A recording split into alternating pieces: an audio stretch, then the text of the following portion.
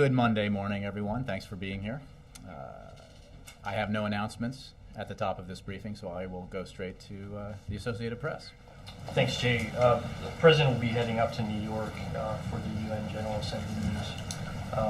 How does he intend to frame the U.S. response to some of the hot spots in the world right now, whether it be Syria, the unrest in the Middle East, the issue with potential concerns of Israel confronting Iran? What does he hope to accomplish in his speech? Well, I appreciate the question. The United Nations General Assembly always provides an opportunity for the President to put the international situation in context and to put forward a vision of U.S. leadership, and that's what he will do tomorrow. I would expect the President to address the recent unrest in the Muslim world and the broader context of the democratic transitions in the Arab world. As he has in recent days, the President will make it clear that we reject the views in the video that has caused offense in the Muslim world, while also underscoring that violence is never acceptable, a message that has been echoed by the leaders he has personally reached out to in places like Egypt, Libya, and Yemen. He will also send a clear message that the United States will never retreat from the world. The United States will bring justice to those who harm Americans, and the United States will stand strongly for our democratic values abroad. With respect to Iran, we have consistently framed that issue around Iran's profound failure to meet its international obligations with respect to its nuclear program.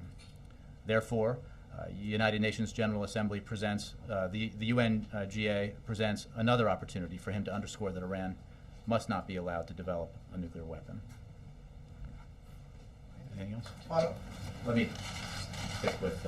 Does he see this as a couple of days of do no harm, or is this a real opportunity for him to make progress on these issues? No, I think it is a real opportunity. The President always looks forward to the opportunity to address the General Assembly. As you recall from last year, he gave a very important speech where he made clear the United States' positions with regard to Middle East peace process. And it's a real moment for the United States to assert its values and its leadership role, to make clear where we stand in the midst of this remarkable period of transformation in the Arab world, how U.S. leadership combined with the leadership of other nations is helping the peoples of that region overcome decades of tyranny and move towards democratic forms of government that are more responsive to their aspirations, that respect the rights of women and minorities. And he will also address, as I just mentioned, the most recent unrest, the fact that the United States government condemns and finds reprehensible the content of the video, the anti-Muslim video, but that the United States government was not responsible for it, and it is absolutely our position that there is never justification for the kinds of violence, for any violence in response to a video. He'll make that clear as well. Yes. There are some reports that the White House is intending on providing an executive order on cybersecurity. Could you discuss that, or are we going to expect any movements there? And could you tell us anything about the standards that might be set for it? I don't have anything for you on that. The President takes the issue of cybersecurity very seriously. He had hoped that Congress would act legislatively on it, but I have no preview to give you of next steps. Discussions of reaching a deal with Congress during a lame duck session? One would hope that action could be taken and progress could be made with Congress, but I have nothing specific for you on that. Dan. Thank you, Jay. In the 60 Minutes interview yesterday, the President, in talking about whether he felt any pressure from Israel and Iran, he said that I'm going to block that out, any noise. He says, I am going to block out any noise that's out there. Who represents that noise that the President was referring to? The President was making clear that his commitment and this country's commitment to Israel and Israel's security is as strong as ever. and unbreakable in nature. There's obviously a lot of noise around this issue at times. His point was clearly that his objective is to take every step possible to enhance Israel's security as part of our strong relationship with Israel. It is demonstrated by the unprecedented level of cooperation this administration has had with Israel on matters of defense and security. That's a fact testified to not just by the president and representatives of his, but by the defense minister of Israel, Ehud Barak, and others in the Israeli government. He is also quite clear that he is absolutely committed to preventing Iran from acquiring a nuclear weapon.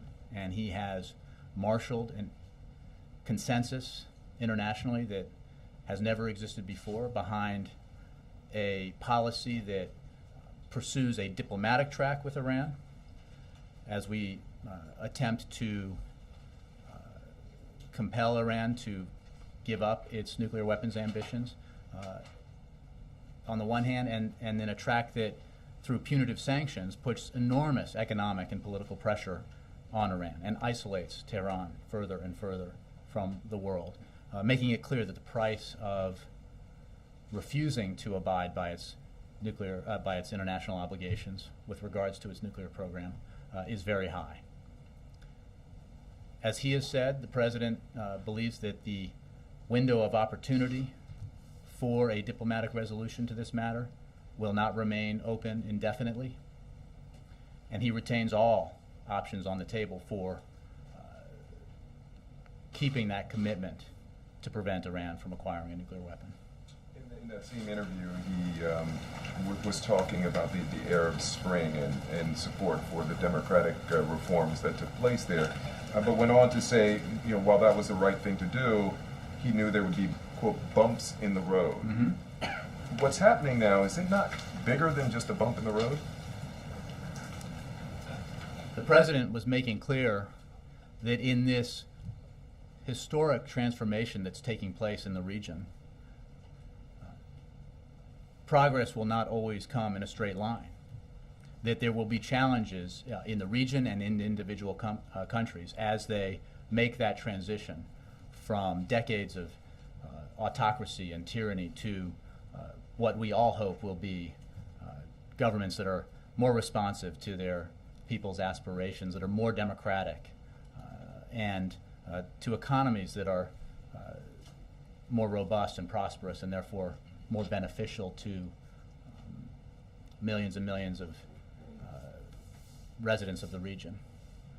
But this transformation will not happen overnight, and it will encounter challenges along the way, as we've seen, and certainly the unrest in recent weeks represents one of these periods of challenge that the countries in the region must overcome. I would point out that in Libya, there was a rather remarkable demonstration the other day against the militias that are trying to hijack the democratic transition in that country. Average citizens in Libya, in Benghazi, protesting against the militias that they hold responsible for the unrest. They hold responsible for the murder of 4 American personnel. And I think that's certainly a sign that the transition continues, even as it meets challenges. But I'm sure you've heard Republicans jumping on the term, the words that he used as bumps in the road, sort of minimizing the vast challenges that exist in the region. The president, as you know, is not minimizing what we all recognize as historic transformations taking place.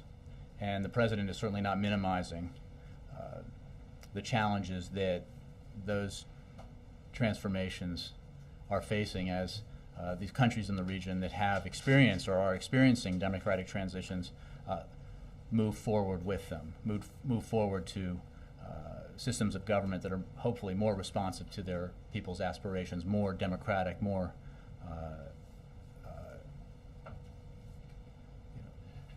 fairer and better for their people. I understand that Republicans in this case are searching for reeds to grab onto, but I think the President's views on these matters are very clear and very strong. Any bilats added to the President's schedule in New York? The President looks forward very much to participating at the United Nations General Assembly. He'll be there later today through tomorrow.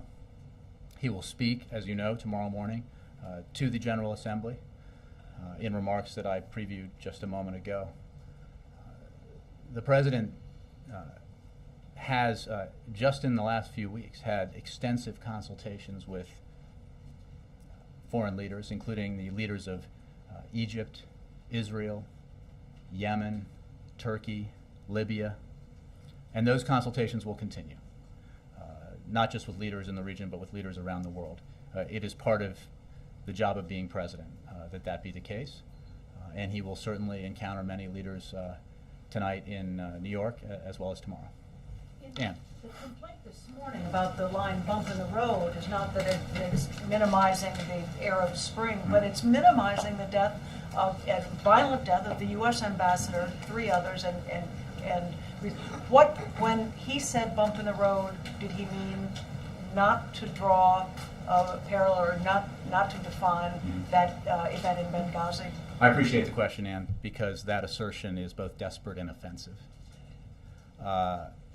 The President was referring to the transformations in the region, to this process that has only began less than 2 years ago, as we saw in Tunisia, and continues to this day with remarkable transformations occurring in countries around the region. And obviously in these countries there are huge challenges, huge obstacles to the kinds of change that the people in these countries are demanding, to the kinds of governments that are democratic in nature and responsive to the interests of average citizens in these countries.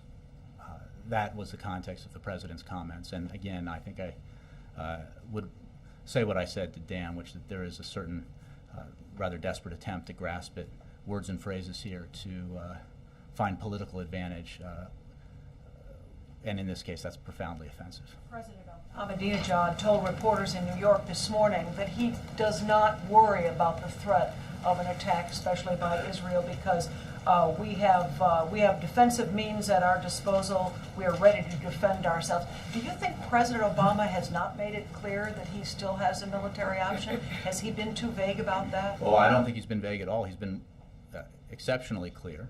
Doesn't sound like President Ahmadinejad. Well, President Ahmadinejad says foolish, offensive, and sometimes unintelligible things with great regularity.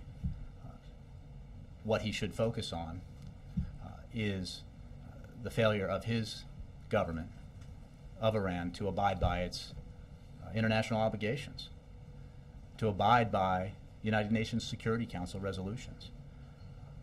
That failure has resulted, because of the President's leadership, in unprecedented pressure being applied to Tehran, being applied to Ahmadinejad's government, that has resulted in diplomatic isolation as well as extreme economic consequences for Iran.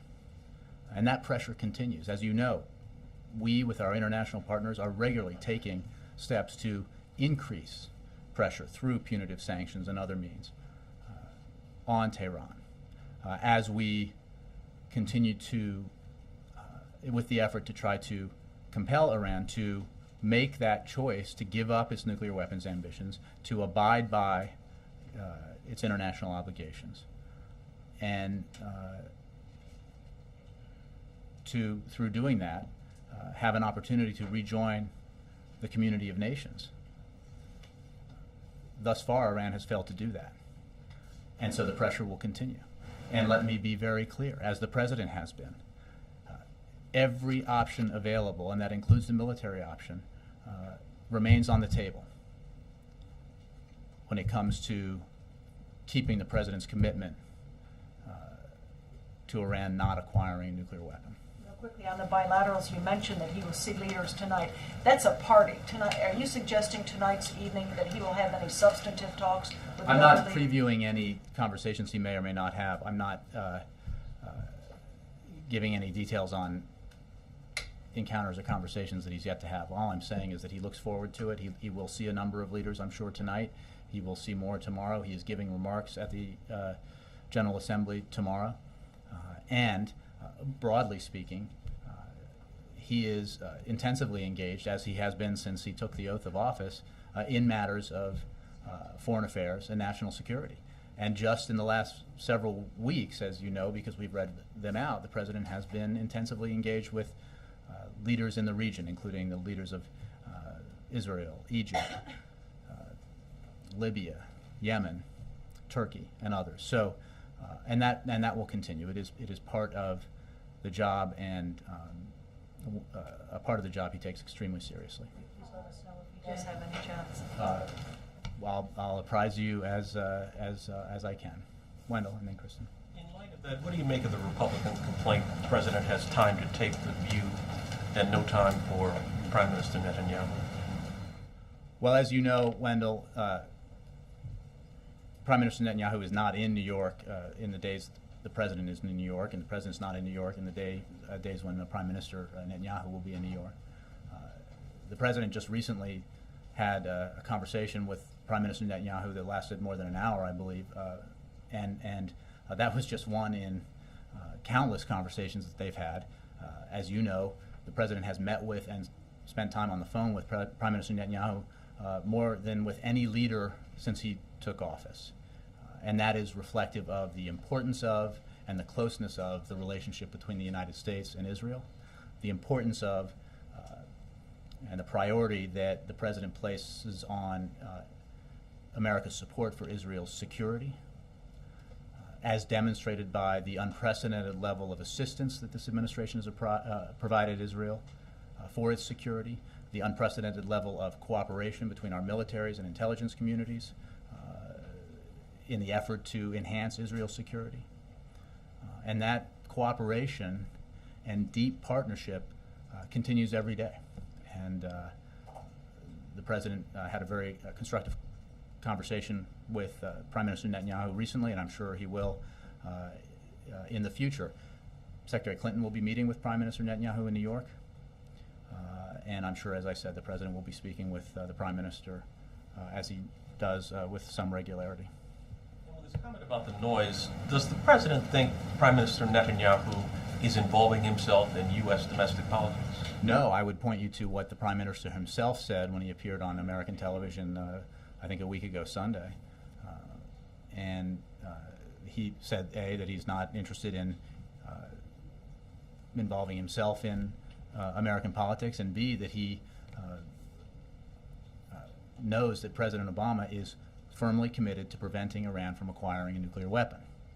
That's the President's policy, and it's a policy that's backed up with the most comprehensive international consensus that's ever existed against Iran, with the most punitive sanctions that have ever been imposed on a nation against Iran, with a degree of isolation that is unprecedented with regards to Iran, and with the firm commitment that every option available to him remains on the table in dealing with this challenge.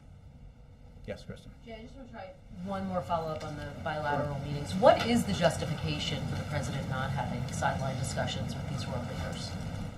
First of all, I'm not going to preview every minute by minute of the President's schedule when he's in New York. Secondly, the President, just in recent weeks, has had intensive consultations with leaders in the region, with the leaders of Turkey, of Egypt, of Israel, of Yemen, of Libya, of Afghanistan. And that process will continue. It is a simple fact that when you're President of the United States, your responsibility as Commander-in-Chief never ends, and you are constantly engaged in matters of foreign affairs and national security, and that's what this President is doing. He looks forward to being able to present his case to the United Nations to make clear what the United States stands for, what its views are, what his views are in response to the recent unrest in the Muslim world, what American values are and how we project them, and why we support the democratic transitions in these countries in the region, and why it is so important that the international community support those democratic transitions.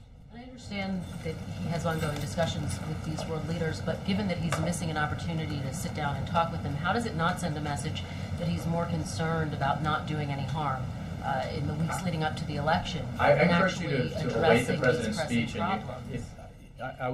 I thank you for the question, and I think that if you wait to hear the president's speech, you will find it to be very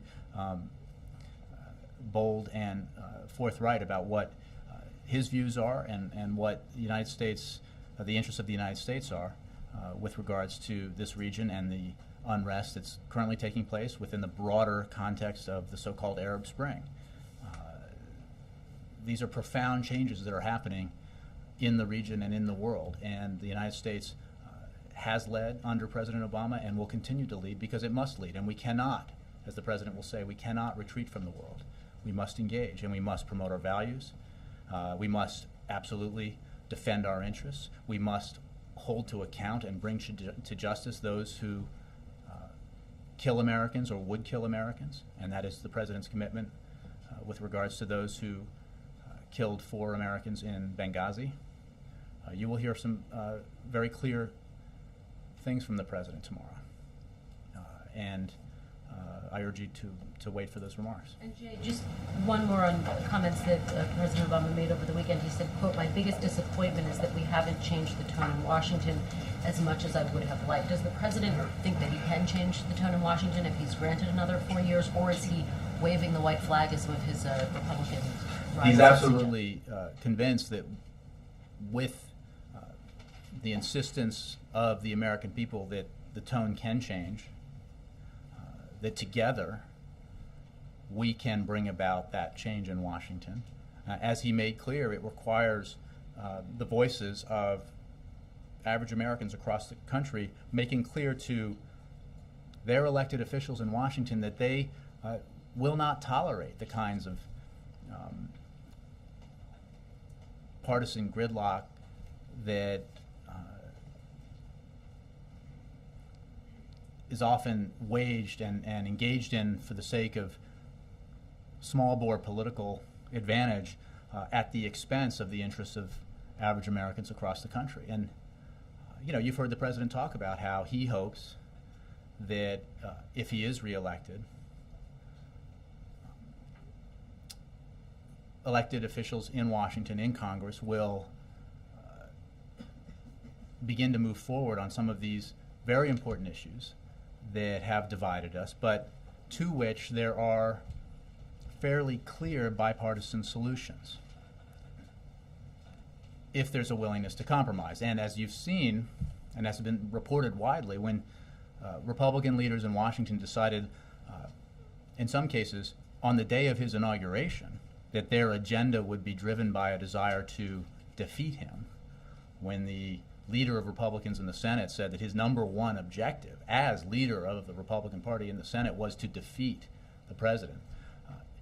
If he's reelected, that agenda, that priority is taken away because he will no longer be a candidate for office. He will be serving his second term, and that presents an opportunity for Democrats and Republicans to come together to set aside maximalist positions and deal with some of these difficult issues that have challenged us in these last several years. I would also point out that even with the kind of lack of tonal change in Washington, and even with the kinds of disagreements we've had, this president with this Congress has been able to accomplish significant things, including extension of the payroll tax cut, including a measure by Congress ensuring that 7 million American students won't have their loan rates doubled, including a number of issues that are very important to the American economy and the American people. And the opportunity for greater cooperation exists, we hope, after this election. Sure. Jay, in the 60 Minutes interview, the president also said that Israel was, quote unquote, one of our closest allies in the region. I guess the Middle East you're referring to. Who is our closest ally? I think you've heard the president say numerous times that Israel is our closest ally in the region. We have an unshakable bond with Israel. We have a commitment to Israel and to Israel's security that is profound and unique, and that is demonstrated by the policies of this administration as well as the policies of the president's predecessors. And as I just said in answer to some other questions, President Obama has taken action to assist Israel with its security that is unprecedented. The depth of our cooperation, the amount of our assistance has never been greater. And you've heard Israeli leaders verify that. The president's commitment to preventing Iran from acquiring a nuclear weapon is categorical and clear. He, upon taking office, took an approach that changed the dynamic of this situation, a dynamic which prior to him taking office had much of the world divided on the issue. He has, through his efforts, unified the international community in pressuring Iran and viewing Iran as the problem. And the result has been an unprecedented regime of sanctions as well as isolation that this president believes needs to be pursued, because the surest way to prevent Iran from acquiring a nuclear weapon is if Iran itself decides to forego nuclear weapons in a verifiable way. I know you said the president, as we've gotten readouts, has had consultations with leaders throughout the region, but isn't there something different between having a phone conversation and meeting and talking with someone in person? Well, again, the president will see a number of leaders tonight and tomorrow. But I would make the point that he does not wait for the annual meeting in New York to have meetings with or consultations with foreign leaders. He has a fairly robust schedule of meetings with and conversations with foreign leaders. The ones I just mentioned have had to do with the recent unrest in the Arab world, but those kinds of consultations continue all the time, including in earlier parts of this year and continuing to this day, regular consultations with leaders in Europe over the situation in the Eurozone, as well as with leaders in different parts of the world over different issues, and that continues and will continue going forward. Mark, and then I'll move around a little bit. Jay, I'm guessing the reason you're getting so many questions about the absence of bilats is that last year the president had 13 bilateral meetings with key foreign leaders during his UN visit, and this year you can't tell us of any. So what is different about the last year and this year? Well, Mark, I would simply say that this president looks forward to speaking tomorrow. Will lay out clearly what his views are on the recent unrest in the Muslim world, on the United States' role in the region, the U.S.'s absolute commitment to holding accountable and bringing to justice those who killed Americans, his firm belief that while the video was offensive and disgusting and was the product of was the work of a handful of individuals and had no way represented the views of the United States government or the American people, violence and reaction to it is unjustified.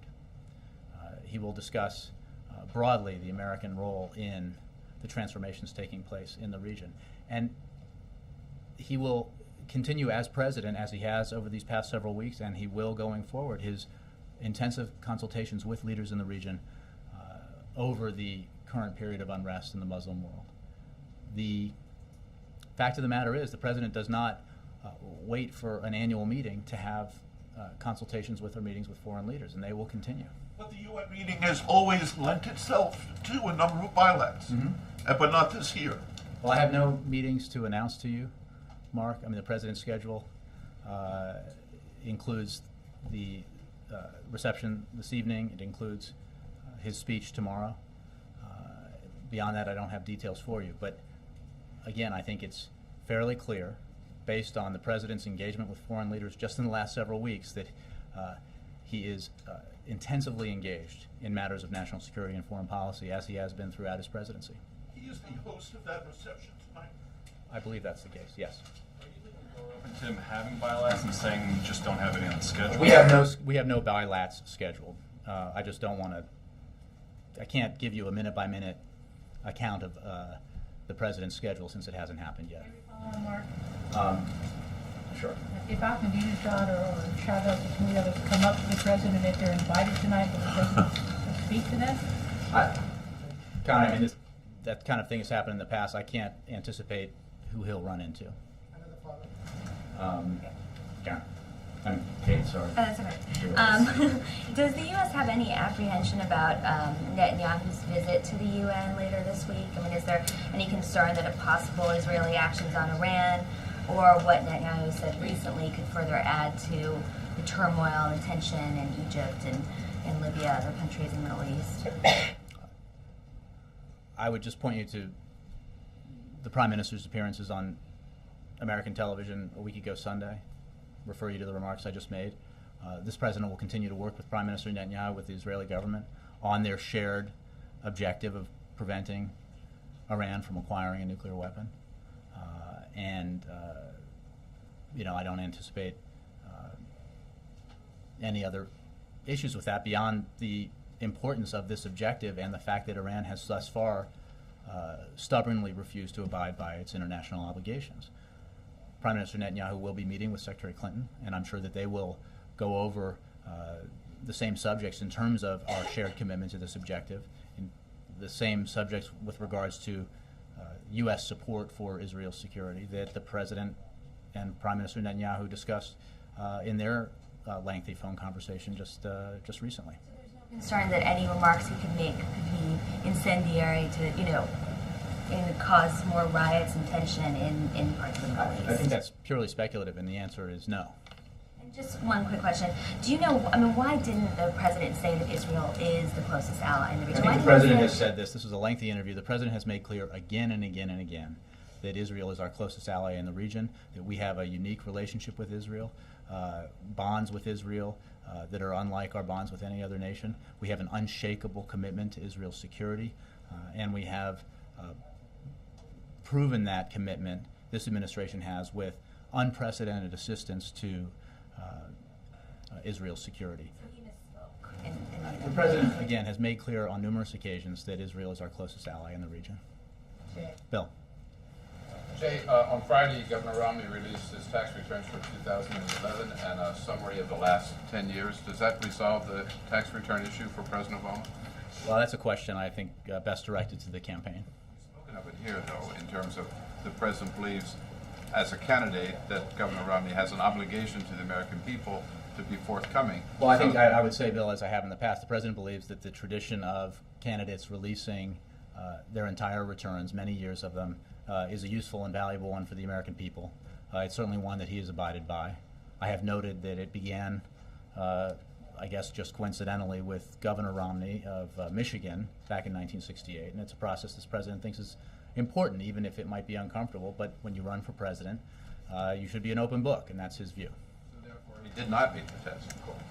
I think the campaign has spoken to this, but the president's view hasn't changed, which is that it is an important part of the process of running for president to demonstrate by the release of your complete returns for many years an openness to the American people about who you are and your financial past, and that's a useful tradition that has been abided by most major party candidates since it was begun in 1968. April. Jay, could you detail anything about the president and the CGI, please? I don't know if we've read out any or provided any details yet. Previewing the president's speech at the Clinton Global Initiative, he looks forward to giving those remarks. He thinks that the work of the Global Initiative, President Clinton's Global Initiative, is very important. And I'm sure we'll have more details for you as we get closer to it. Do you think poverty, particularly as the U.S. Census Bureau has come out with American poverty issues, 1 in every six Americans are in poverty, do you think he's going to address issues of global poverty at the CGI? I don't want to preview his remarks at this time. I can tell you that the broader issue is one that is of great significance and that the president views as very important, because it's all about global economic growth and improving the plight of people in poverty around the world is an important objective because it increases stability, improves the lives of people around the world, and it's very much a focus of his foreign policy. What's the campaign and the White House's thoughts were made, basically the White House, on the fact that Mitt Romney will be addressing the CGI as well this year? I think there's a tradition, at least since the CGI has been up and running, for this to be the case. I believe Senator McCain spoke to CGI 4 years ago, and the President thinks that's perfectly appropriate. Yes, sir. To get back to the topic du jour for a moment, the President does seem to understand, though, that some of the noise, as he put it, is being caused by the fact that he's not meeting Netanyahu. Is that a safe assumption on our part? A safe assumption that the noise is? Yeah, that he understands that? Look, I think the President is a consumer of the news that you produce, as we've discussed. He's aware of trends in the news. I think his focus is on the importance of the relationship that the United States has with Israel, the importance of his commitment and the United States' commitment to Israel's security, the importance of the shared goal that he and Prime Minister Netanyahu have of preventing Iran from acquiring a nuclear weapon, and the steps that we are taking with our international partners to meet that commitment and ensure that Iran does not acquire a nuclear weapon. That's the essence of what he's focused on with regards to these issues with the U.S.-Israeli relationship, and in particular the challenge faced by Iran's persistent refusal to abide by its international obligations. Chris. Today over the weekend, the Congressional Black Caucus held as part of its annual dinner a forum on the issue of same-sex marriage. Views reportedly differed, but there was a lot of opposition to the president's support for marriage equality. Even the Reverend Jesse Jackson said he supports same-sex marriage, but couldn't understand why the issue had gained prominence. How would you evaluate the continued support of the black community to the president as a result of his endorsement of marriage equality? The president said at the time and firmly believes that people have different views on this issue, and he respects that. He has made clear that his support for the right of every American to decide who he or she loves, and the right to marriage is a matter of civil marriage, and that religious institutions, churches, and have their own sacraments and decide what they are. And he respects differing views on this. He expressed his opinion, and he has taken positions on different matters of policy, but he certainly respects the views of others. The president has talked about his support for marriage equality in subsequent speeches, but would you expect the president to make his case for support for marriage equality if he were to address that issue specifically for the black community? Well, that's a couple of ifs and bits of speculation there. The president has been very clear about his position. He had a number of conversations at the time when he made his views public, and I'm sure, given the opportunity, he will express his views in the future. Victoria, yep. And then Steve. The president said in the 60 Minutes interview that if Mitt Romney wanted to start a war, he should say so. Does he actually think that Mitt Romney does want to start a war? Was he simply exasperated? Was he being provocative? I think he was saying what he has said in the past, which is that while there's been a lot of rhetorical criticism from Republicans, including Governor Romney, about the president's approach on Iran, there's no substantive difference that we can discern. And if the distinction then is a willingness or desire to go to war, then that should be clearly stated. Because otherwise, the things that have been called for by critics, punitive sanctions, diplomatic and political isolation, the kinds of actions that this president has taken and has led on in his effort to prevent Iran from acquiring a nuclear weapon are the same that his critics say should be taken. So I think that if the issue is what the distinction is, if the distinction is a willingness to go to war, then it should be clearly stated. Is part of the reluctance to meet, say, with President Morsi, that it might just not look good to meet with an Islamist president at this point in the election cycle? The president spoke with President Morsi of Egypt at length very recently, I read out in considerable detail that phone conversation. And I am sure that President Obama will continue to have consultations with the Egyptian leader going forward. He made clear in that conversation that he expects the government of Egypt and the governments of other regions in the other countries in the region to abide by their obligations to provide security to diplomatic facilities that they host. And that's a conversation he had with other leaders in the region. I think we were very clear about the fact that he had this extensive conversation with the Egyptian president, the contents of that conversation, and I'm sure there'll be more consultations going forward. See. Given that the UN speech is coming 40-odd days before the election, how much of it should be viewed as a sort of accounting and a justification of the foreign policy that the president's pursued over the last 4 years? And in that sense, is this year's speech perhaps more aimed as much as a domestic audience than the normal kind of foreign audience that you would expect from a speech? This is not a campaign speech. This is a speech in which the president will make clear his views, the administration's positions, and America's role with regards to a lot of transformation that's happening in the world. And that'll be the focus of his remarks. Donna? At the risk of asking the same question a number of times, on Mark's question, I'm not sure that we actually got an answer. He gave you some stats that last year the president had 13 bilats during the General Assembly, and this year there is 0. What is the specific reason? Look, the president, I can tell you again that the president has had extensive conversations with leaders in the region where there has been unrest of late. He will continue to have those conversations. He will see leaders from a variety of regions tonight at a reception in New York as part of the General Assembly meeting, and will deliver very important remarks tomorrow at UNGA.